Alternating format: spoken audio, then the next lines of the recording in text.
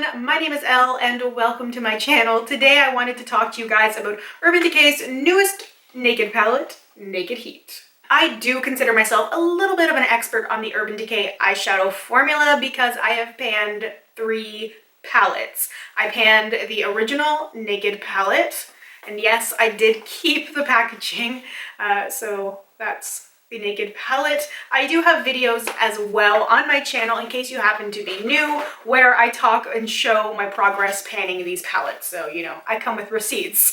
I also panned the Vice LTD palette. So yes, I completely panned a Vice palette.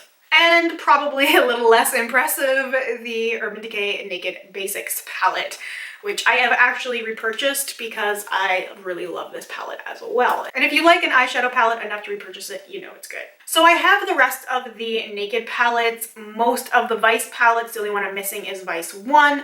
I've got a lot of the miscellaneous Urban Decay releases. I have a lot of Urban Decay eyeshadow, and I've obviously used a lot of it. So when I first saw pictures of the Naked Heat palette, I knew I had to try it. There was just something about how rich it looked in pictures. Just like, this is the box that it came in. It just looked so inviting to me, and I could already start to visualize sort of the looks I could create using it. So I got it immediately. When Urban Decay had their pre-release, down like the middle of June, somewhere around there, that's when I picked up this palette. So I have had this palette for a few weeks now and I've been playing around with it. I really wanted to have some experience with it before I talk to you guys about it. Some people churned out reviews and like first impressions very, very quickly, and some are really good and some it really doesn't tell you a whole lot. So I'm coming at this with a slightly different perspective in that I've used the palette for a few weeks and with my history with Urban Decay eyeshadows. This is not going to be like a traditional review. Those have been done to death. People have analyzed the contents and the weight and the ingredients, and they've done hand swatches, finger swatches, brush swatches, eye swatches. Like, it has all been done. I've watched some really, really good reviews. If you're looking for something a little bit more thorough, like in terms of ingredients and more of like an analysis breakdown, Jen Loves Reviews did an excellent review that I would definitely recommend. It's a very long review, but she was very thorough and like covered all her bases. So if you want something a little bit more like on the, I guess, technical side, I would highly recommend that. So a really quick breakdown of the palette. It's very typical towards all of the Naked palettes. It's got 12 eyeshadows. So this is $66 Canadian and $54 US. The shadows are 0.05 ounces each, and there are 7 mattes and 5 shimmers. So some of my absolute favorite Urban Decay eyeshadows are described as metallic. And usually just metallic on their own, not with any of these other keywords in there, which I'll talk about, but just a straight up metallic. An example I will give to you guys right now is a silver shadow from the Vice 2 palette. There's a shade in there called Shell Shock, which Urban Decay recently released as a single shadow. I have not tried the single, obviously, because I still have the one in the palette, but this is a metallic, and it is stunning. And it does not, you don't have to work with it at all. This is not applied wet. There's no primer on my hand. This is just one single swipe of this eyeshadow. There are actually 3 metallic shades in the Naked Heat palette. So I was really, really happy when I first read about that. Even before I had my hands on the palette, I was really happy to read that there was metallic shadows. The finishes I hate the most from Urban Decay are the glitters. The micro glitters, the sparkles, the micro sparkles. Basically, it's just glitter and bigger chunks of glitter. Those are the worst from my experience. They tend to be very, very chunky, very thick. Like, they might swatch well if you press really, really hard. Have you ever seen that when people do swatches and they're just like pressing their hand, their arm super, super hard, and then the shadow looks beautiful? But have you ever tried to put that on your lid? It's a nightmare. They're the things that you could kind of try and pat on with your finger. It tends to be followed like mad. I would have to really load up on Fix Plus, and even still, oftentimes it would dry and then just crumble away.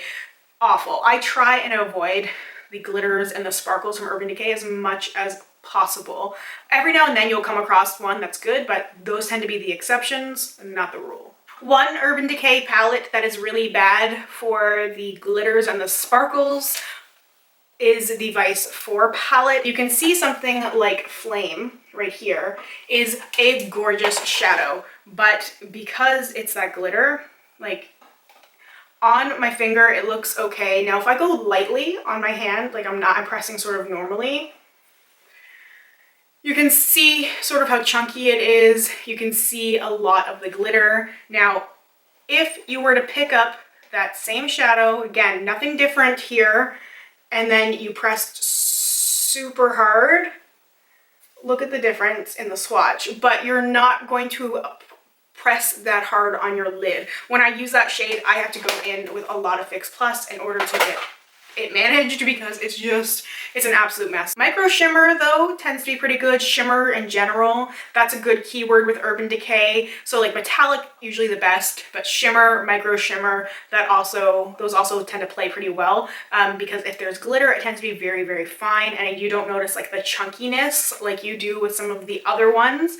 And pearl. Pearl or micro pearl is another example of a good keyword. Sometimes there's a little bit of glitter, but most times it's not noticeable or there's not at all. You just get that nice little bit of a reflective sheen. And then there's mattes and satins, which can be pretty hit and miss. So let's go through each shade in the Naked Heat palette and I will give you guys my thoughts on it as well as some swatches and some thoughts on some dupes or comparable shadows. I really went through my entire collection. I was sitting on the floor with all of my eyeshadows from Urban Decay and everywhere else and I was swatching things. Like my arms were covered and if you just looked at it from a distance, they all looked very similar. There's going to be a lot of similarities with shadows, just there's going to be. But I had a very hard time finding exact dupes. Things that were close and things that would look close enough on the lid, but not things that were like exact in most cases. So the first shadow is called Ounce, and that is described as an ivory shimmer. It is very soft, and the shimmer is very slight. It definitely seems to be intended to be used as an accent shade. So for like your inner corner or your brow bone highlight. I find it too sheer to be used as a lid shade for myself personally. I don't find that it has enough kick to it and it doesn't really show up. It's not appropriate for me to use to set like my eyeshadow primer. Like it's a little bit too orangey for that. Like there's a slight yellowy orange hint to it that you can really see when you swatch it next to shadows that are more on the cooler, like true white side. But it really is not a very unique shadow in general. A lot of things are going to look the same on your lid. Like they're not going to swatch the same. So I found a couple of shades that were similar. A lot of things are going to look the same if you really blend them out, if you just pick up like a tiny bit of product on your brush. Even if you went in with something that was a little bit more cooler, like a little bit more of a true white, something like Venus from the Naked Basics palette, you're really not going to be able to tell much of a difference. It's not going to be a standout. Inglot 395, this guy right here, is fairly similar. I did a comparison swatch of that one. And two shadows from the Urban Decay Gwen Stefani palette. I'm gonna have a hard time holding this up because one of the shadows that I want to show is actually broken, but it's Blonde and Bathwater. These two shades here. Blonde is more neutral and Bathwater is a little bit more yellow toned, and I feel like they could both pass. Like if you're just using it in a little bit in the inner corner or as a brow bone highlight, I feel like they'd be pretty much indistinguishable, but if you really mixed the two together, you would have Ounce. The next shadow is Chaser, and Chaser is described as a light nude matte. It has slight peachy undertones. I found this shadow to be soft and really easily blended with no fallout. So that's always a good thing for me with eyeshadows. I hate when mattes are too heavily pigmented and as you almost pick up way too much on your brush, no matter how lightly you dip it in, and it just gets everywhere. It's not patchy at all, and I find that for me, it makes a really good transition shade. I actually applied it as my transition shade on my lid today, and then I compared it to Bamboo from MAC, which is the thing I have that's somewhat similar. Now, Bamboo has been discontinued, but there's a lot of things that could be similar to Bamboo as well. Something like Peach Smoothie from Makeup Geek is like a very close transition shade. I did find that the peachiness is a little bit stronger in Peach Smoothie than in Chaser, but again, if you really blended it out on your lid, you're not going to be able to see much of a difference. The next shadow is Sauced, which is described as a soft terracotta matte. Again, it's soft and pigmented, but not overly so. Things that I found to be somewhat similar to Sauced would be MAC's Soft Brown and Anastasia's Burnt Orange Matte. So that's Soft Brown in my palette right there. And the Anastasia Burnt Orange Matte, probably just slightly more similar to Sauced than Soft Brown. Soft Brown is very warm, but Burnt Orange has obviously more orange in it, which makes it more comparable to Sauced, but those two, very similar. The next shadow is Low Blow, and that's described simply as a brown matte, but it does have some muted orange tones. This is one of the best shadows in the palette in terms of application and pigmentation. It applies smoothly, very easily to blend. Similar shades would include Anastasia's Caramel and MAC's Saddle, which I have in the times 15 warm neutral palette, but it is available as a single as well. Again, these first four shades are pretty dupeable. The next shadow is Lumber, and Lumber is described as a copper shimmer with gold pearl shift. This was the shadow I was most excited for and the one I was the most disappointed by. On its own, the pigmentation is lacking a little bit. It looks really pinky coral in the pan, and the shift is really quite noticeable, but it's not nearly as pigmented as it looks once it's applied on the lid with a brush. I really wish it was a metallic instead of a shimmer, but I just need to add a little Fix Plus to it, and I get the intensity I desired. It's on the middle of my lid today. It's very, very pretty, but I wish it had more of that punch. A similar color that I found through my swatches, which I really wasn't sure I was going to be able to find something, but actually MAC's Expensive Pink is a really close dupe for Lumber. The next shadow is He Devil, which is described as a burnt red matte. So it's a reddish brown that really packs a pigmented punch.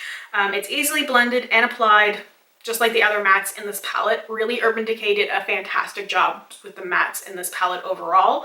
A similar shade that I discovered from swatching is actually Blazing from Anastasia. The next shadow is Dirty Talk, which is described as a metallic burnt red. This has stronger orange undertones than He Devil does, but it still applies smoothly and evenly and has that metallic shimmer finish that's gorgeous. There's no chunky glitter, but it still has a reflective sheen. The closest thing I could find in terms of how it looked and applied was actually Roulette from Makeup Geek, which surprised me because I thought that this one here, Flamethrower, this foiled shadow was going to be a closer dupe for it, and it really is close, but not quite. I found that Roulette, even though it looks slightly more pinkish, matched like the feeling and like the tone of Dirty Talk more. The next shadow is Scorched, which is described as a metallic deep red with gold micro shimmer. This is a really good transition into the burgundy shades of the palette because I find that there's like a hint of plum in the undertones of the shade, and the gold micro shimmer is subtle, but it aids in the metallic sheen that just reflects beautifully with movement. And the thing that I found to be closest to Scorched is NYX's Fireball single shadow. It really is very, very close to Scorched. Like, this is probably the closest dupe that I found overall with all the shadows in the palette, which is surprising because I thought that those were going to be the hardest shadows to dupe, but NYX's Fireball, a really good dupe. The next shadow in the palette is Cayenne, which is described as a deep terracotta matte. So this is the perfect partner to Sauced, which was the softer terracotta shade. So this one is richer and the orange undertones are much stronger. It's incredibly soft, pigmented, easily blended. I don't know how many times I can say that, but it's true. And some similar shades that I came across were from ColourPop. This shade right here called Top Notch I found to be similar, as well as Brown Script from MAC, which is one of my all-time favorite eyeshadows, period, and Cocoa Bear from Makeup Geek. They're all sort of like dupes for each other, so those are all fairly close. So there are 3 shades left. The next shade is Unfuego, and that is described as a burgundy matte. So it's a muted reddish plum that has decent pigmentation. It's a little stiffer than the other mattes in the palette, but I find it still applies well and can be built up as you need it. It does not swatch well at all, but really I didn't find that any of those sort of deep browny burgundy shades swatched very well. Again, it applied okay on the lid. The shadow I used mostly though was Ashes, which I'll talk about in a second. But Fuego, it's still good. I've used it a fair amount of times and I find that I can get it to work for me really well on the lid, but as a swatch it looks awful. Like if I just swatched it I would not want to use it, but actually putting it on my lid I really like it because I get a lot of control from it. So there are a couple of similar shades I came across, like Cherry Cola from Makeup Geek, as well as one of the shades from the Becca Ombre Rouge palette. The very last one there looks somewhat similar, but none of them actually swatch well at all, and I do find Enfuego the easiest one to use. All right, so next up is Ashes, which is described as a deep reddish brown matte. It's a deeper burgundy shade than Enfuego with just a touch more brown. It's stiffer, just like Enfuego, but I still found that it applied well on the lid. It was one of the first shadows I used in the palette, and it really does make an excellent outer corner shade. So today I did a little bit of a soft halo-ish eye, and I really find that I get a lot of control from Ashes, and it just looks really patchy and terrible when you swatch it, but with a brush on the lid you can build it up, and I like that you have a little bit more control.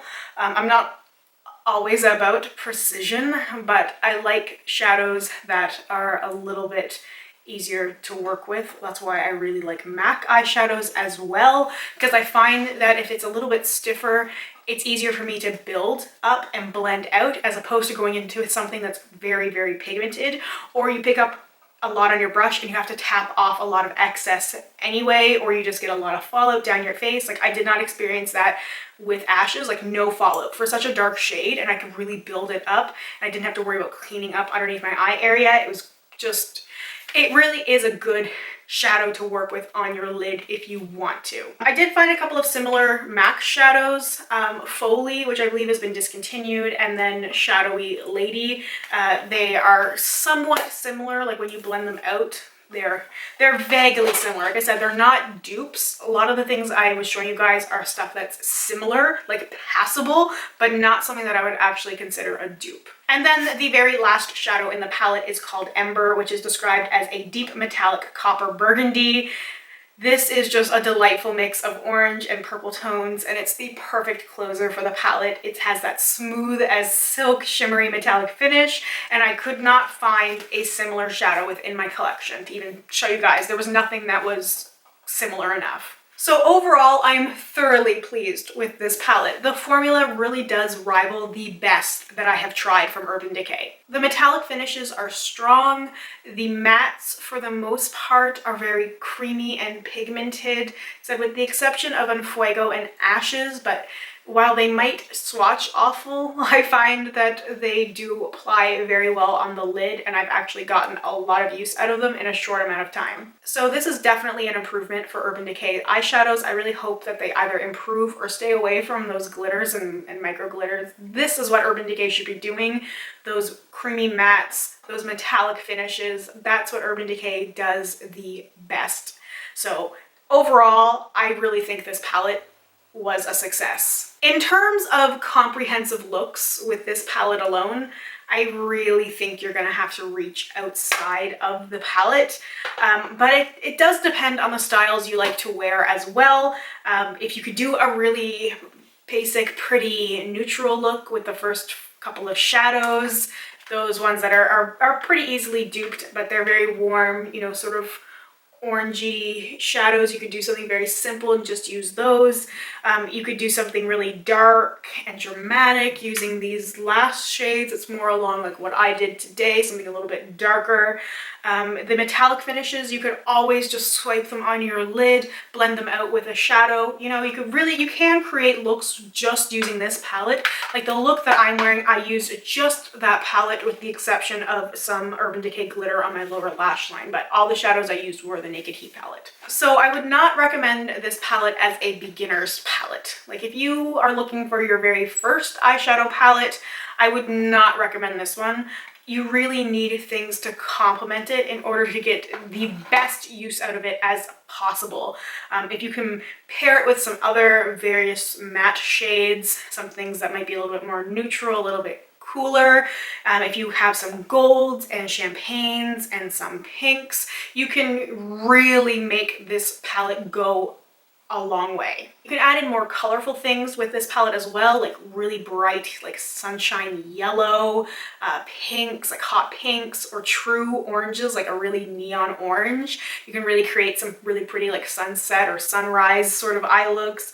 Even things like greens and blues, and of course once you start factoring things like glitter and eyeliners, like there's an endless amount of possibilities, but it's just you need to reach outside of the palette in order to create the most versatile looks. So for myself personally, I tend to use more than just one palette at a time. I use more than the one thing. I like to mix and match things, so I'm not looking for something to be like the end all be all. I don't want to have one palette that I pick up and use for everything. I want something that's going to play well with the other things I have. So for me, the quality is definitely there with this palette. There's not a single shadow that I won't use, so that gives me the value. Something to consider if you are thinking about purchasing this palette is how much of it you would actually use. If you just feel drawn to like the first couple of neutral shades in the palette, you're probably better off with something else, or just looking for some singles, or just looking within your own collection and seeing what you already have. You know, out of all of the shades, those ones are probably the easiest duped in terms of how they are actually going to look on the eye.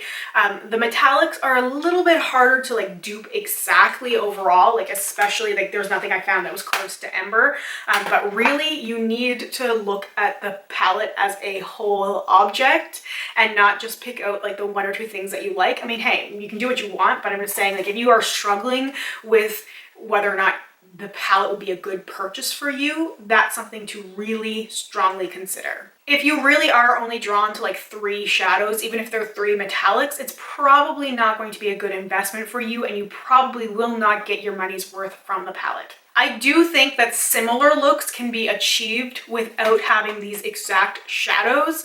Like, did I need this? No, but I love this formula and I'm going to use it because I prefer the formula. So that's another thing to consider. If you have very strong formula preferences, like if you really like a softer shadow like the Anastasia shadows, or if you've recently tried the ColourPop single pressed shadows, if you like stuff like that, you probably will not like this palette because it's not as soft as those shadows are. It does not mean that they're bad, it just means that you have a different preference. Some people really like those softer, almost powdery shadows, like the ones that I find I get a lot of kickback and I get a lot of fallout myself personally. That's just my opinion with shadows like that, which is why I prefer stuff like Urban Decay and MAC.